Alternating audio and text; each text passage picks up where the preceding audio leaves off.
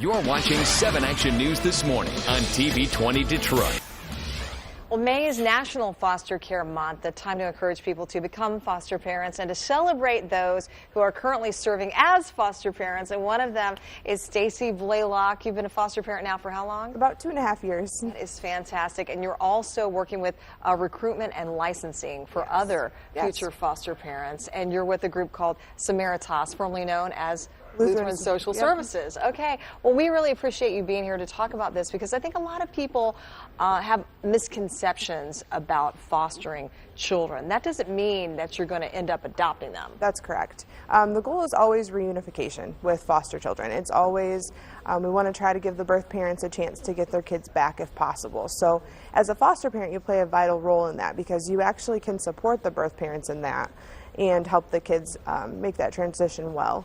Whether it's the transition to your house or back home. And how many children have you fostered?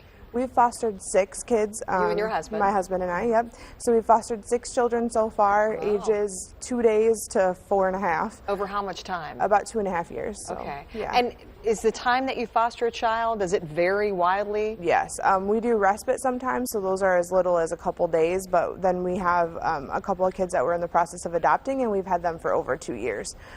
So you are in the process of adopting. Yes. Congratulations. Thank you. That's Thank wonderful. You. It's great. It's really cool to see reunification when it can happen, but it's also, neat to be able to adopt kids because we've, of course, over the course of over 2 years, grown to love them. They're a part of our family and all of that. So. Well, people often say, you know what, I could never be a foster parent because I'm not perfect. My house is probably not the way it should be.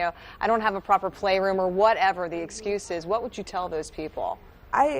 I think people eliminate themselves for reasons we wouldn't eliminate them for. So I think that if you are interested, if it's something you've thought about, at least contact us and see if it's something that's for you. You can always attend an informational session. There's no commitment once you attend the informational session. You can just learn more. The big thing I usually see is people are afraid to get attached to the kids because they're afraid they can't give them back. Right. And I think it's really important just to remember that what you're doing lasts a lifetime with these kids, and you're giving them something they wouldn't have had if they weren't in your home. So if you can keep your perspective that way and include the birth parents and get to know them, you can actually be happy when the kids go home. That's beautiful. So that really is. What makes a good foster parent? I mean, someone who's willing to work with the birth family, somebody who's willing to work as a team, someone who loves kids and is willing to put in the work to help these kids adjust because, they've been through trauma. It's rough. Yeah. Some of the kids do have some issues they have to work through, and others don't have as many, depending on the age and what they've been through, but just someone who's flexible and willing to commit to the kids no matter what.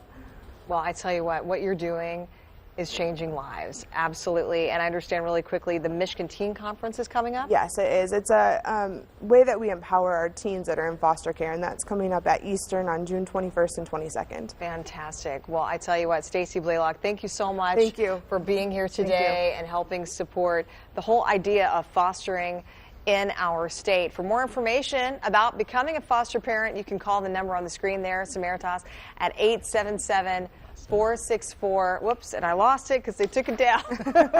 What was it again? Do you know the number? You could just go to samaritas.org and look for the contact information for your area. There it is, 877-464-3264. Thank you so much, Thank Stacy. you. We do appreciate it. Thank you for and having keep me. up the great work. Thank you. All right.